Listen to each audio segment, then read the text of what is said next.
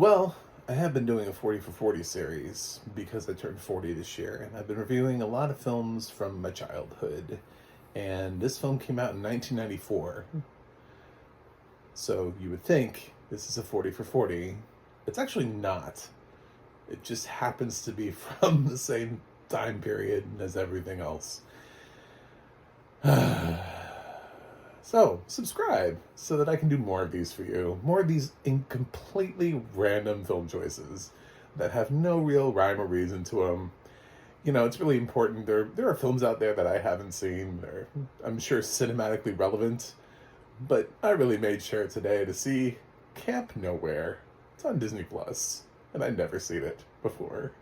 This is just one of those films. You know, I feel like I've seen most of the films I was supposed to see during my growing up ages, childhood to preteen to teen. Like, I feel like I saw the milestone films, but then like some of the films would just come and go, and I never got to see Camp Nowhere. I didn't watch it on VHS and never saw it on TV. This is my first time watching it, so it does have audio description on Disney Plus. And it has audio description that lets me know it's been done recently. And we'll talk about that because I have some thoughts. But I will give the narrator a shout out. It's narrated by Andrew Thatcher, who I have enjoyed previously on other works. And it's produced by Roundabout. We'll come back to that. So Camp Nowhere stars a bunch of kids. Some of them went on to do other things, like Jonathan Jackson, who it was weird to see him in sort of a nerd role because I kind of remember girls liking him and being like, oh my god, he's so cute. I can't really think of what he did after like 2000. I don't know where he is right now in his career, but same could be said of Andrew Keegan, who's in this. He got popular, and then he was in 10 Things I Hate About You, and I don't know where did you go? Where did Andrew Keegan go? Interestingly enough, if you go deep enough into the ensemble, you'll find Jessica Alba is in this. I was like, what? She's like just sort of like one of the randoms in the background, which brings up the whole conversation about, you know, let's not scan background talent and know them for the rest of their lives, because if Jessica Alba had been scanned during Camp Nowhere for being sort of a kind of a background actor in a small role, and somebody owned her, then she would have never gone on to do all the films that she did, or TV series. Her career likely would have ended, and she never would have been able to grow up. Like, what are they going to do? Age her AI like age her through AI? I don't know. So, yeah, they're a bunch of kids who, for some reason, are really all going to camp. Like, this is a weird. Listen, I went to camp, and I knew like one other kid that went actually away to camp. This is like an epidemic in the movie. Like, every kid that lives in the proximity of this school seems to be going to camp, like away to camp, not to one of the local ones that they're, you know, they're not going to like a Bible camp, like a church camp, like right nearby where it's like a day camp and then they come home. Everyone is being sent away. There's so many kids that are being sent away to camps. I'm like, this is the most affluent neighborhood ever. Where is this neighborhood? Please, like, where is this place where all of these parents are all just like, my kids all need to leave for the summer. Oh, we've come together as a conclusion as parents that we're all getting rid of our children for the summer. We're sending them to various camps. Like, where is this a place? I love that they make this so commonplace. At least in heavyweights, when people said they're coming from like all these different areas of the country, which is kind of what happens at camp. You know, like, that's where you come from. You know, you meet people from other areas.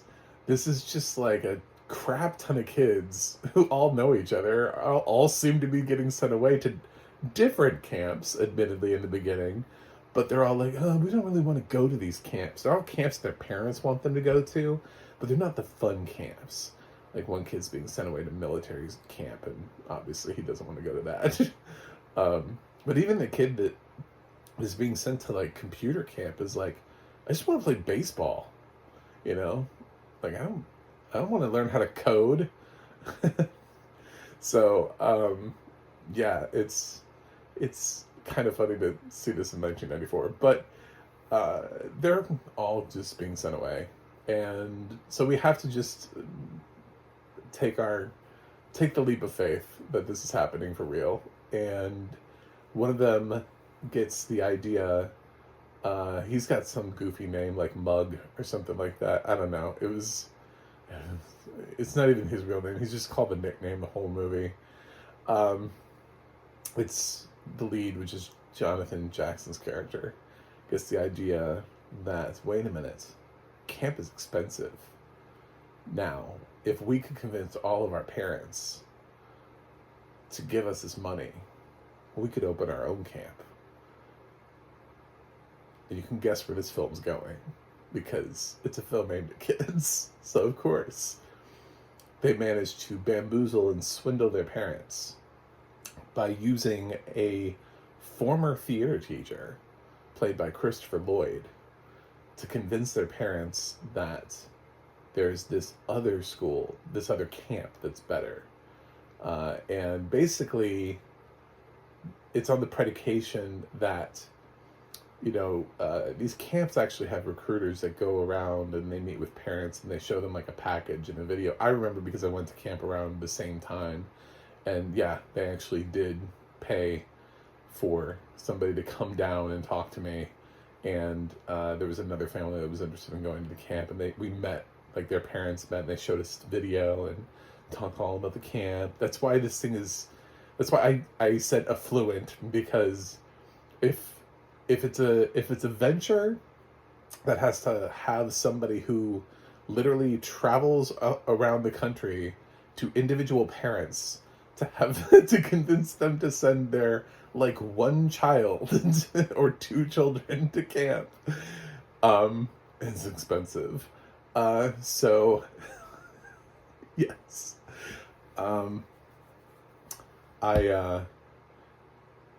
so they have to convince their parents that this shitty camp that doesn't exist actually is somehow better than this real camp that has a video and everything.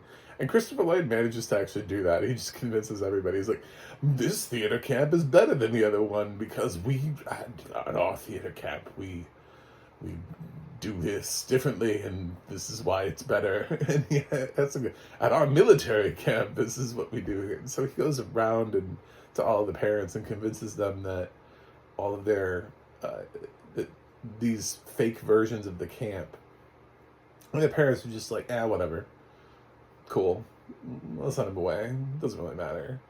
No real research. This is sort of before the internet. 1994, nobody was looking for a website for the camp.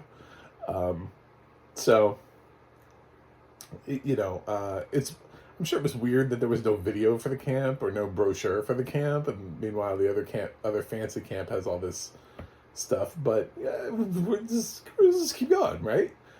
So yeah, they do. They get all the money and they go up to this camp. They rent a bus and they all go up there for the summer.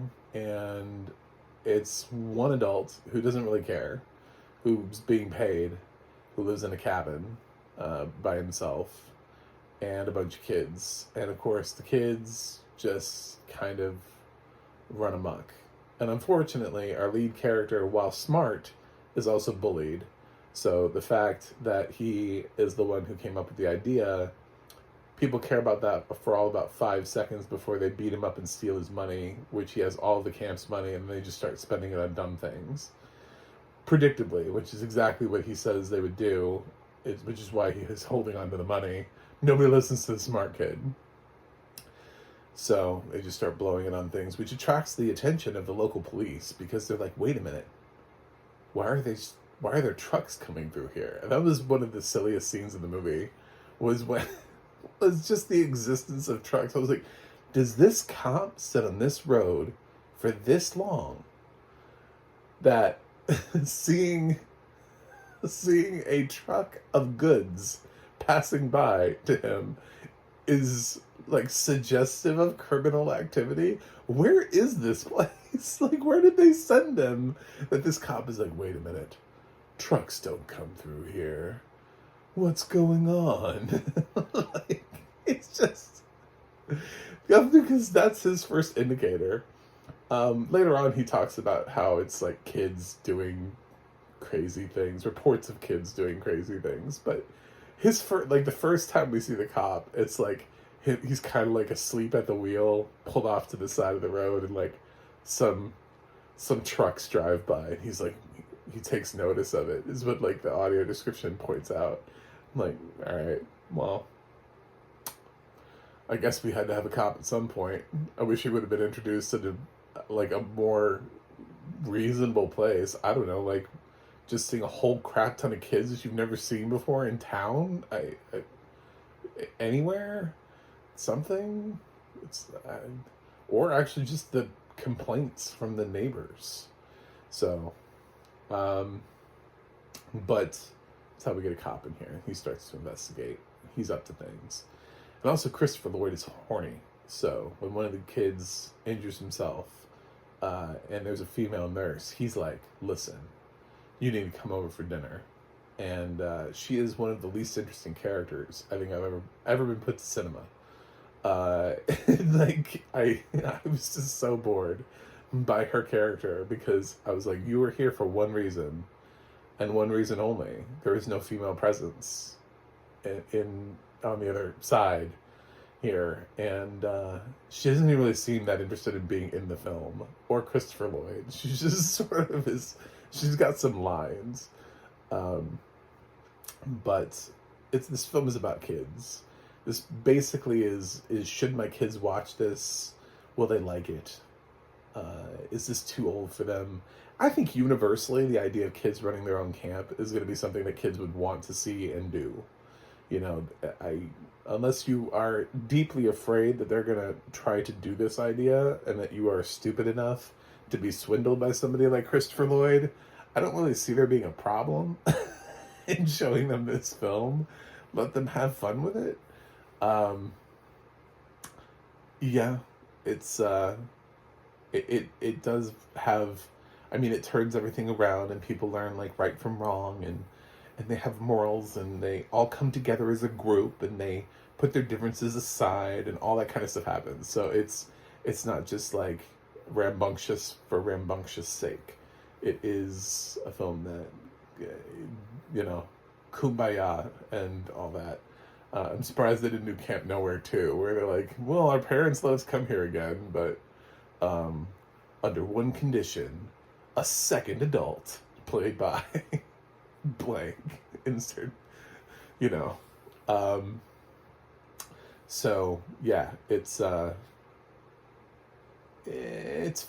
It's fine. I don't have the nostalgic attachment to it that I do other films that I watched when I was a kid. Like, it doesn't do anything for me. It doesn't take me back.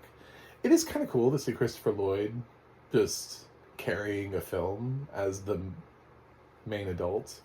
There are some other adults in here that you'd recognize. Peter Scolari, for example, rest in peace. He does appear as one of the parents. But for the most part, it's just Christopher Lloyd. I don't really know who the nurse lady is that he falls in. I don't know who that is. So, and like most of the kids didn't really go on to do things.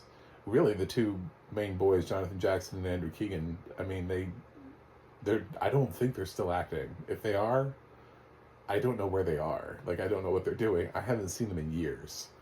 I think they stopped acting in the early 2000s, but I don't know, maybe they are doing guest TV work on shows and I'm just not noticing them. But I think they went the way of most of the 90s teen heartthrobs when they got a little too old. So, oddly enough, probably the most successful film is Jessica Alba to come out of this film, and people are buying her lotions and Alba botanicals. So she wins. Okay, so the audio description. I've talked enough about the film. I don't think Roundabout has been around that long. I mentioned this recently to a group of people who are interested in audio description. I called Roundabout out recently, and somebody's comment was, I've never even heard of this group, and I can't even find them like on this website that lists companies that do audio description. And I think that's true. I think they're new, which means I think Disney just decided to add audio description to Camp Nowhere, which makes sense because it wasn't a Disney film. This is one of their Fox inherited projects. So they're going back through and they're expanding their catalog, which is great for Disney. It's bad for us because I don't think Roundabout produces audio description at the quality that I would like. I've yet to really be blown away by a Roundabout project, and this is just sort of an example of that. And they even sort of took a narrator who I've heard on other projects outside of Roundabout, who I've previously not had a problem with, and they've given him a script to read that is beneath him, to be just totally honest. And I'm surprised he was okay with it. I'm honestly, if I had to call Andrew out for one thing, I'd be like, you read that and you were like, yes, I'm good with this, you know. I mean, I feel like he would have read enough scripts that he would have noticed some things and been like, this is what I'm reading? There are some things in there. There's some really sort of reductive terms. Like, one girl is called plain.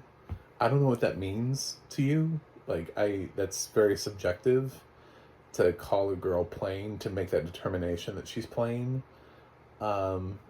There's another girl that's referred to as pretty, which is also subjective. Although, I feel like with pretty and plain, I think I know what you're trying to do there. I still would just kind of avoid that, and try to find another way of saying it, because pretty and plain are subjective terms.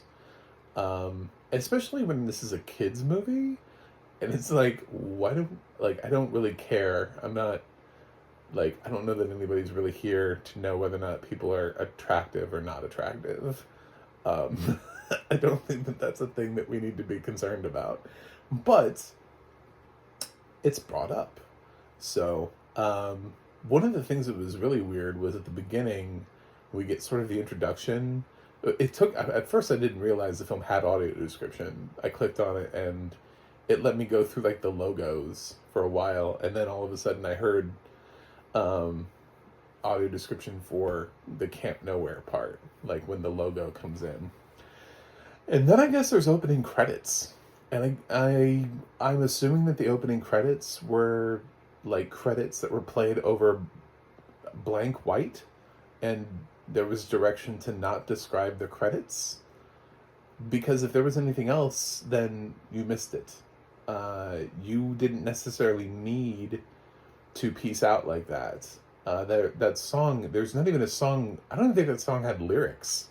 I think there's just a rock song that sort of plays while the opening credits are playing, and while you're getting the cast and the director, producer, writer, all those people that appear sort of in the film's beginning credits. There's no narration for any of that. He just goes away. So we just awkwardly listen to rock music forever. And I'm thinking, does it show scenes of a town? Because I've heard that too. Disney's really big also on having a lot of their credits described, their opening credits described as like, what are they showing? Like a lot of the Marvel TV shows will talk about the images being shown. They won't give you the names of the actors that are in the show or anything like that, but they'll tell you sort of the various images that you're seeing on screen. So I'm kind of wondering, because I've never seen Camp Nowhere, what is actually being shown here? Because the only reason that that would make that an acceptable choice would be if nothing was being shown and you were told not to describe credits. And it's literally just text on a white screen. Because you left me for dead. Basically, you said Camp Nowhere and you ran away. And I had to just sit there during opening credits playing with myself. So, it's, I, I just, the choices, I'm just like, was there, we see homes, we see a school, we see, what, like something, anything, just throw it in there and and give us the kids are riding their bikes down the street. Are there no establishing shots during this period of time? Like, what are we missing out on? Or are there like maybe like cool animated things that we could talk about? Kids run around and they throw water balloons. I have no idea, but whatever it was, would have been a hell of a lot better to know what was happening there than to just be left for this awful music that played during the opening credits that I never need to hear again. There was a moment later on, and this is why I look at Andrew and I go, what I want to know when he reads things, because for me, even as an actor, I used to read. I don't act much anymore. I haven't quite figured out the whole blindness to reading scripts thing and memorizing them correctly. So I can't say more recently. However, when I did, if I was handed something that didn't make sense, I just kept stumbling over it. And there's a part where they're sort of like montaging all of these kids doing different things at camp. And there's like two, I guess, random background characters, and they're described as boy and girl. Boy and girl do this. And I'm like, did that feel like it flowed off your tongue? Or did you feel like you wanted to say a boy and a girl? Like, I'm pretty certain their names are not boy and girl. That would be hilarious if they were. But I'm pretty certain that's not what their names are. Because, and even if there were character names, I have a feeling there are too many background characters for them to have a character that's named boy and girl. I think they would be, usually it's a description of boy, like boy with curly hair, or girl with backpack. You know what I'm saying? Like, usually that's what you see on IMDb, is it's some sort of, when a character doesn't have a name, it comes along with description. Because if there really truly is just one boy and one girl in a film with this many kids, that they named every character in this entire film except two, and this was their one time, and there was no point of reference to what the names of these characters were. So we assume that their names are boy and girl, or that their character names on IMDb are boy and girl, and that's what you went with. I don't think any of that happened. I think this is lazy audio description. It should have been a boy and a girl do what they're doing. So those are just some of the points. There are other times where I just kind of feel like the thing where the audio description just kind of disappears.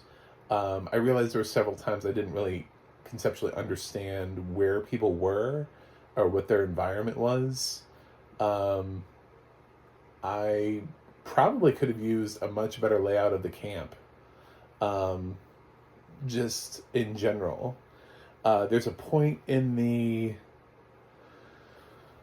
there are points in the movie, as somebody who's never seen the movie, they're trying to watch TV, and the TV is not great.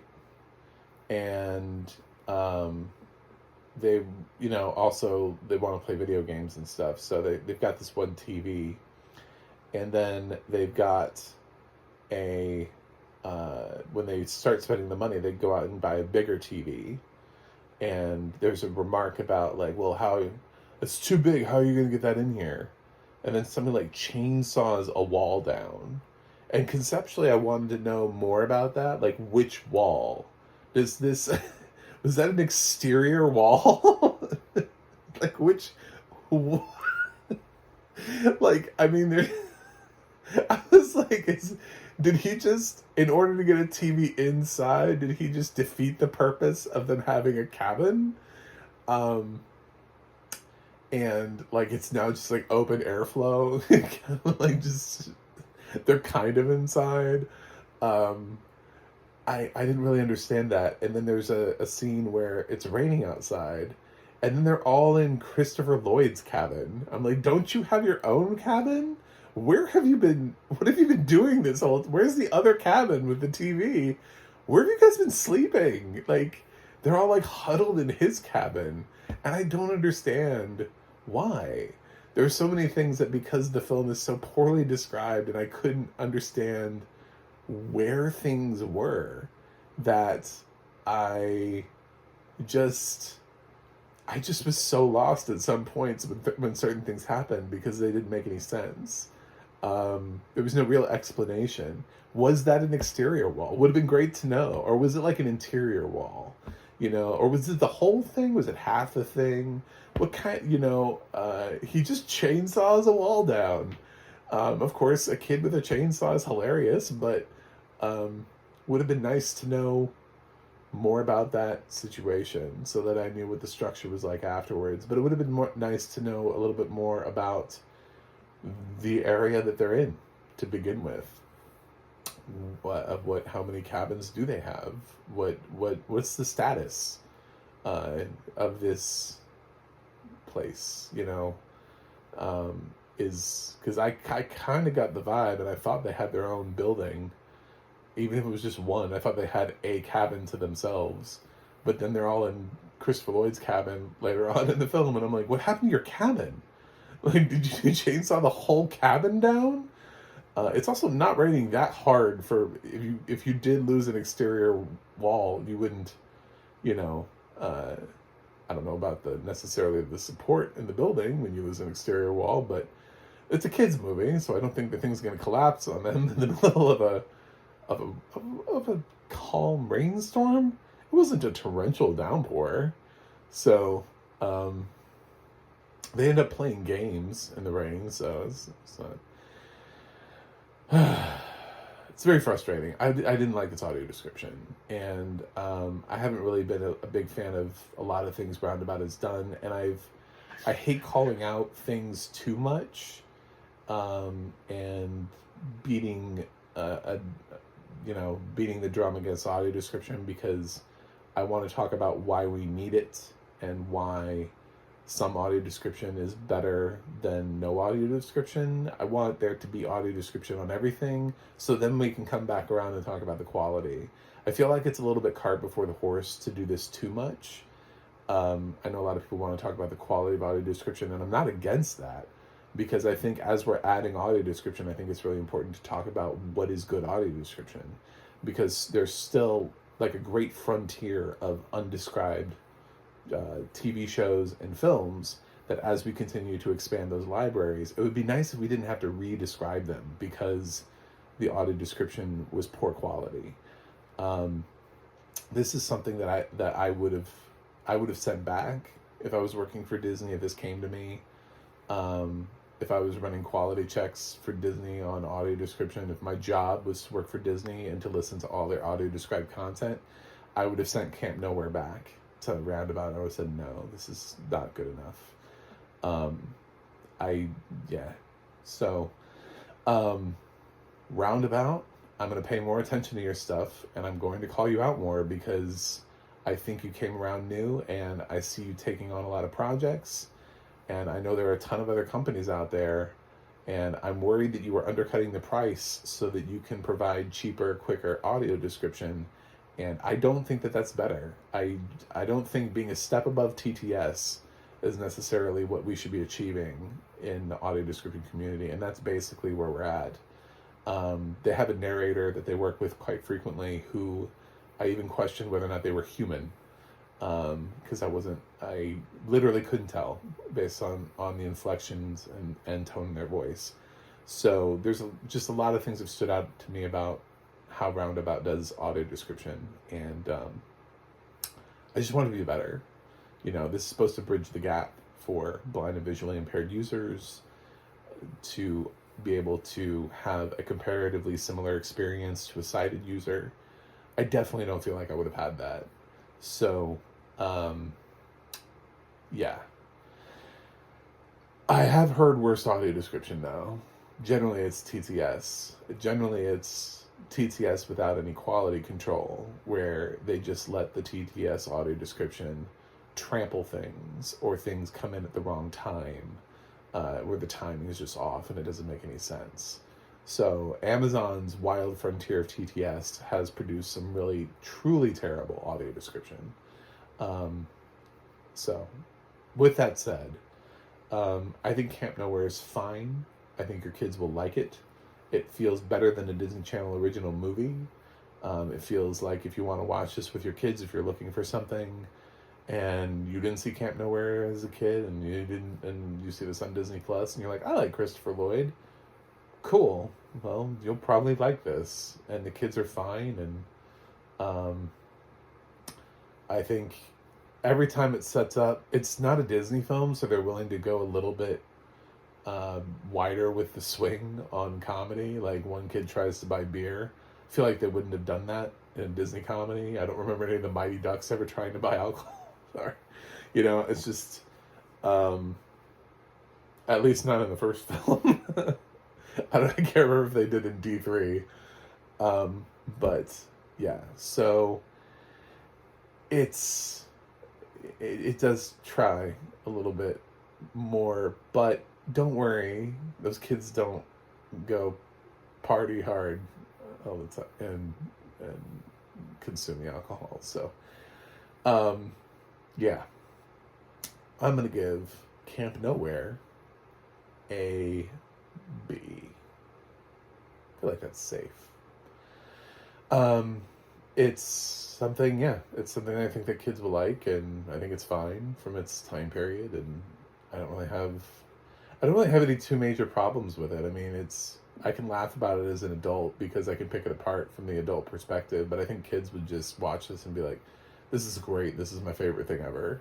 Just the concept, and it's played out well, and there are characters that I think kids will like. So anyway, that's it. That's my Camp Nowhere review, in spite of the audio description. So please click subscribe so you can continue to hear me talk more about audio description, because somebody has to. I'm trying to normalize the conversation and mainstream it so that we can get more of it. My goal is describe everything.